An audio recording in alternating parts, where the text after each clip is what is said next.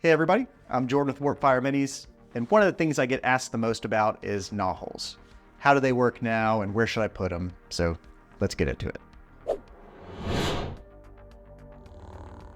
Alright, so the first thing we got to do with Gnawholes is put one down during deployment. And this is where people start to get confused. Just last edition we were able to put all three of them down at the start of the game, where now we only get the one during deployment, and then we get one at the start of each battle round until you have three out. Once you have three of them out, you don't get to put down any more until one dies. Then boom, the start of the next battle round, you could put another one out. But looking at the board here, for me, this one's an easy spot for starting out. I would drop it right here. And the reason is we want our Gnawhole to be in a place where we can bring our units back to life through the recursion and be able to place them directly on an objective. We want to bring our units back at the end of a turn and be instantly relevant. So putting it here, we're going to be able to jump on this objective or this objective. It's going to be a great starting place.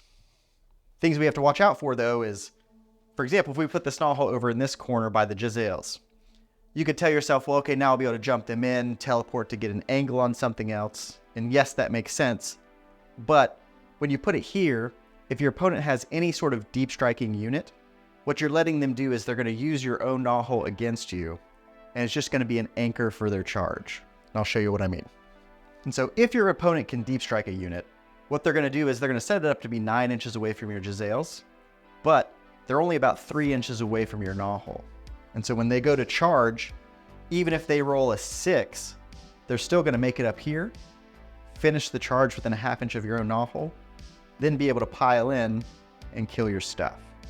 So you always want to make sure that you have this zoned out from any sort of deep strike threat. Then back to deployment. We put our Gnawhole down here in the good spot, and then the first battle round begins. Before it even starts, I instantly get to put down another Gnawhole. Then they changed the rules of the Gnawholes. I used to have to be within a certain amount of inches of the side, where now we can put it anywhere. So, for example, if I wanted to, I could put my Gnawhole in the dead middle of the board. But you pretty much never, ever want to do this. The reason is, again, they can use that as an anchor for charges. So you'd have a unit that moves 6 inches, and they would normally be stuck here in the center, where now they would be able to move up, roll a charge, and then boom, be in your face.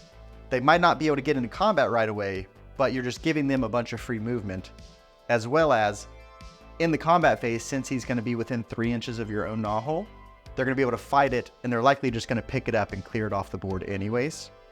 Then in addition to the extra movement, you're also giving them a free battle tactic. In this example, he could have done Do Not Waver. That's where you have to fight with 2 units and not have one of your own units die.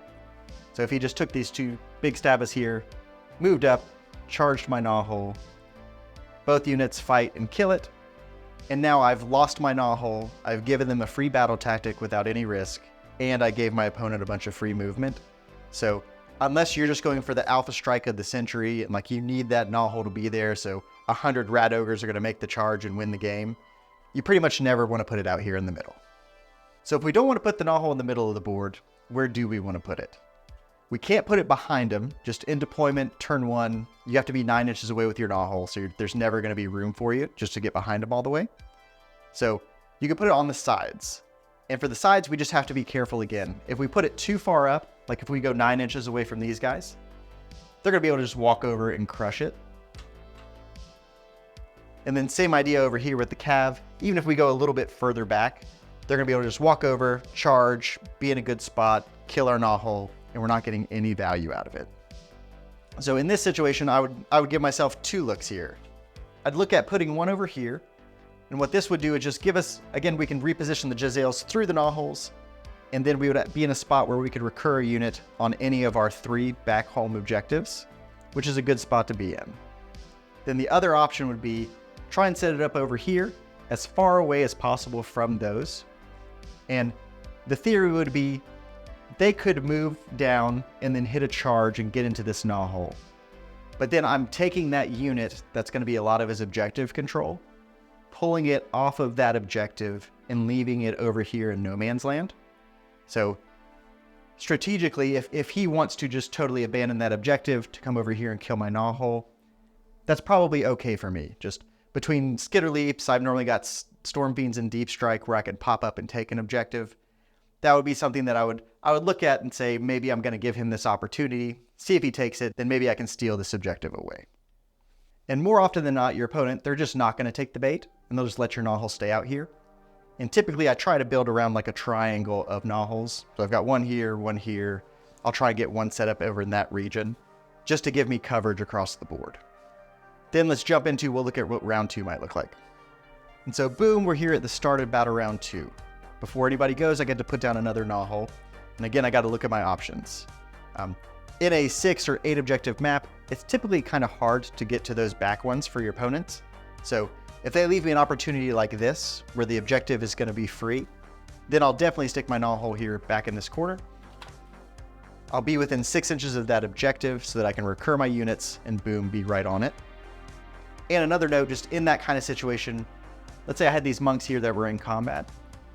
One thing you can do is just, I would pile these in combat just to make sure that I get within 3 inches of all of these units. So then he has to fight me. He's going to kill that unit, which is then guaranteeing that I have a unit available for this recursion. And then by putting it in that back corner, again, it's going to be pretty safe. He's going to have the option of he can bring this cav unit down towards my objective to try and take mine, or he can just totally turn them around, waste his time, go back there to fight my Gnawhole. Then with us being able to recur outside of 3 inches of them, it's still pretty difficult to just block us out. So he's going to have to kill the whole Gnawhole, or he's just doing absolutely nothing. And so using them as distraction pieces to give your opponent options of like, hey, you could go do this. You want to give your opponent as many opportunities as you can to make a mistake. Like if they do want to go there and get it, that's great news for us. Let's let them have it. So the last tip I'll give you is just going to be Plague Monks.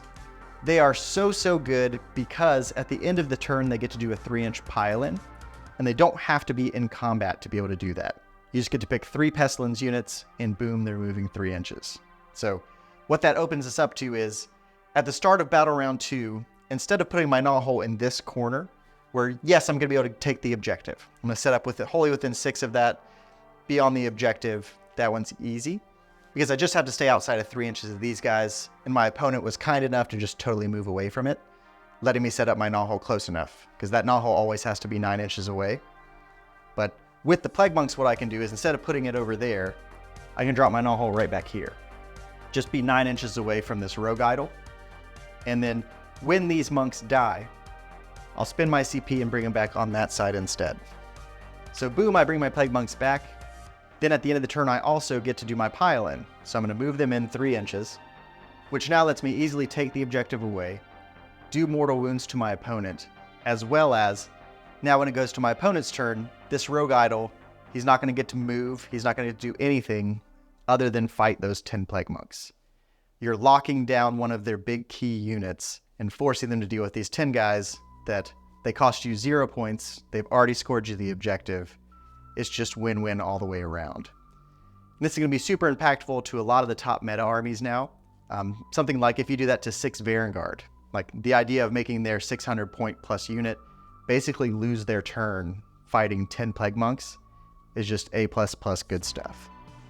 And then just for Gnawholes, remember too, is when it's the start of that battle round, if you don't have a good spot to put it, so like let's say he had this zoned out, we don't actually have to put one down. And I'll find myself often doing that where like, there's not a good spot. If I put one now over here in this corner, it's not going to do anything for me. So it's better just to hold one back, save it for a later turn to drop it down if there's not a really good spot to put one. But that's the main gist of it. Just make sure you're putting your Gnawholes in a place where your opponent's not going to use it as a big charge anchor to gain free movement and free battle tactics. Put them in relevant spots for your recursion to be able to take advantage of taking objectives. And then if you're using those Plague Monks, they're just so good. And then just use those monks to try and pile in on objectives, take them, do some mortal wounds, lock down big threat pieces. It's going to help you win some games. So there it is. Hopefully that helps you guys out in your games a little bit. Just try and keep them safe and watch out for those deep strikes too. And as always, if you need any models, check us out at warpfireminis.com. Thank you.